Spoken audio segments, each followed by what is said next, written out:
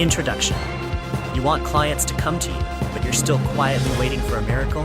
You complain that the market is full of noise, yet you stay silent? Hundreds of hours mastering your craft, thousands more working, and for what? To drown in invisible professionalism? Today's world doesn't reward the talented but timid.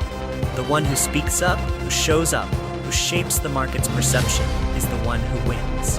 You're afraid of selling yourself? Others are selling entire worldviews. You worry about being seen as self-promoting? They're building loyal communities with just one video. The question is no longer how good are you, but where can people find you? If you still feel lost in a sea of terms like SEO, content, hashtags, or micro-content, it's time to hear what no one is saying outright about how the market truly works, how clients really search for experts, and why silence is slowly killing your career. Part 1. Reverse thinking. Let clients find you. You don't need more clients. Sounds crazy? Think again. What you truly need are the right clients, the ones who actively seek you because they trust you have the answer. If you're still out there searching, it means you haven't created enough pull. Ask yourself, if I disappeared from the internet today, who would notice? If the answer is no one, you're building a sandcastle. Not because you're not good, but because you're invisible. Many reject the mindset of, clients will find me because it sounds passive. But look at tech, art, or education.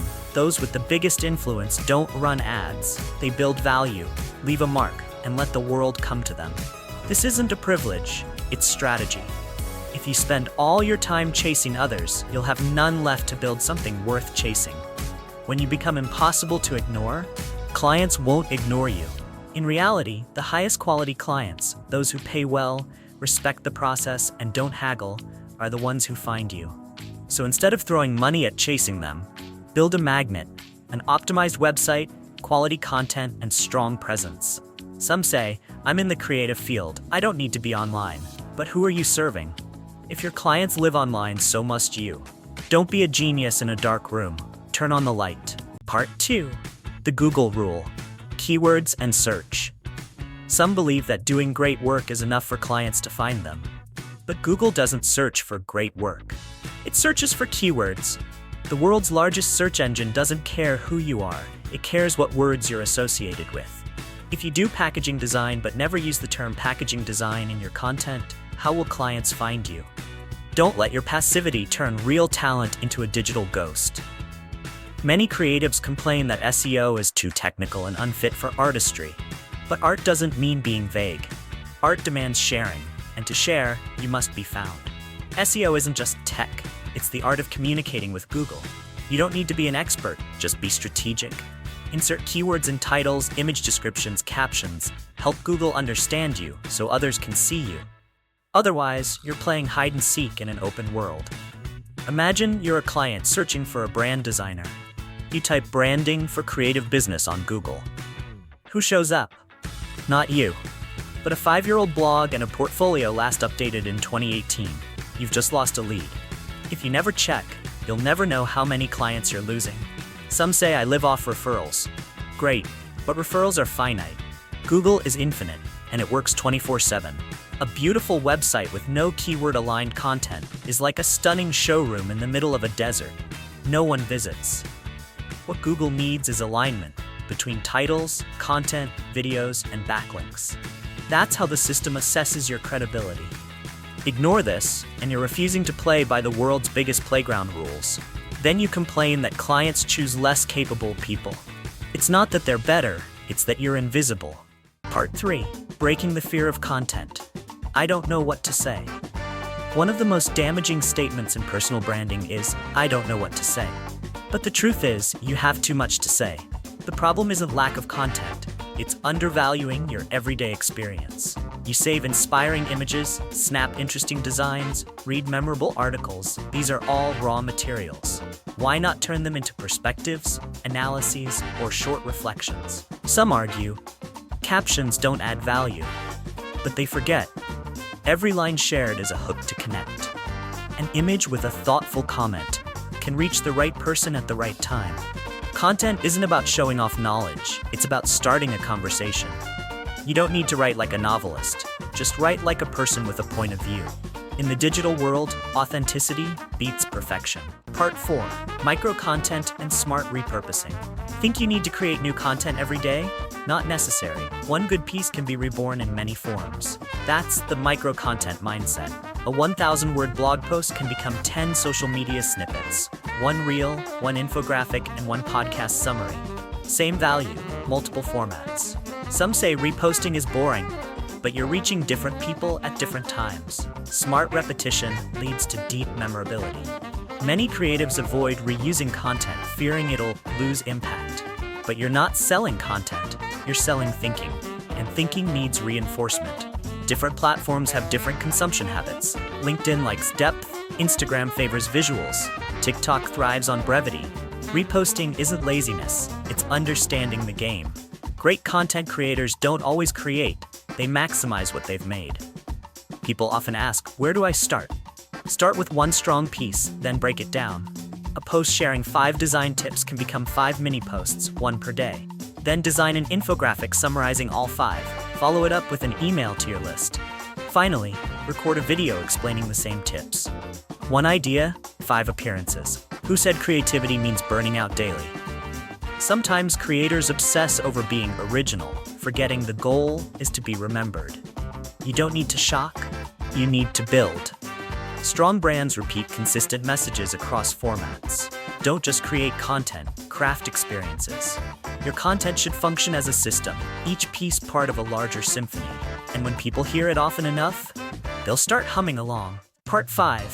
Instagram. Repeat to win. Instagram doesn't reward randomness, it celebrates persistence. Many post a nice photo, get a few likes, then quit because no one cares. But where's the proof of consistency? Look at standout accounts. They don't do everything, they do one thing, repeatedly. One person paints watercolors daily, another only posts hand lettering. Not because they lack other skills, but because they know repetition creates imprint. Some may say, I enjoy expressing many creative styles, I don't want to be boxed in. But freedom doesn't mean chaos. An Instagram account is a gallery. If viewers can't grasp a clear theme, they'll leave. Create as much as you like, but align it under core content pillars. It's not variety that builds brand, it's focused consistency. Hashtags aren't accessories, they're positioning tools. You may be brilliant, but choose the wrong hashtags, and you're shouting into a void. A smart move, look at people in your field, note their hashtags, save them, and reuse strategically. No need to invent, just appear in the right places. Those who say hashtags are outdated likely don't understand how Instagram distributes content. Don't post emotionally, post strategically. Part 6. Email marketing. Give first, ask later. Email isn't dead, only boring emails are. If you think email marketing is spam, you misunderstand its essence. It's the most intimate, enduring way to build relationships, more so than social media. A quality email is a private conversation between you and the reader, free from algorithm interference. Some ask, does anyone read emails anymore? Millions do, often before breakfast. Many hesitate to collect emails, fearing they'll seem intrusive. But you're not intrusive if you give first. Offer something valuable, a checklist, guide, or resource they genuinely need. Then email becomes an even exchange. Don't collect emails just to send ads. Send help. One email with practical design tips could be worth more than an entire course. And if it's good, they'll wait for your next one. Some argue, I don't have a big email list, so why invest? That's exactly why you should. A small list lets you deeply nurture each connection. Email lets you segment, send the right message to the right person. Designers differ from content creators. Leads differ from past clients. Blasting the same email to everyone wastes opportunity. Turn your small list into a close-knit community. They'll spread your influence further than any ad. Part 7. Don't sell. Spark demand. Selling isn't forcing someone to spend. Real selling is helping them see a problem they haven't named. They may ask for a new website, but deep down they're worried about revenue, positioning, or credibility. If you just follow orders without probing deeper, you're not creating value, you're a vendor. Don't think you failed if you didn't sell. Maybe you're talking too much when you should be asking more. It's easy to fall into the trap of doing whatever the client asks, but if you only provide what they think they need, you're a glorified printer. The role of a creative isn't to obey, but to lead. Leading doesn't mean manipulating, it means opening new doors. Ask, why do you believe you need this? How will it impact your users? Are there more effective solutions? Smart questions are the first step in guiding. Some fear, I don't want to bother clients with too many questions. But not asking means assuming, and assumptions are dangerous. Consider how doctors operate. They never prescribe without examining. Why should strategists or creatives be quicker to jump to solutions? Asking doesn't weaken your position.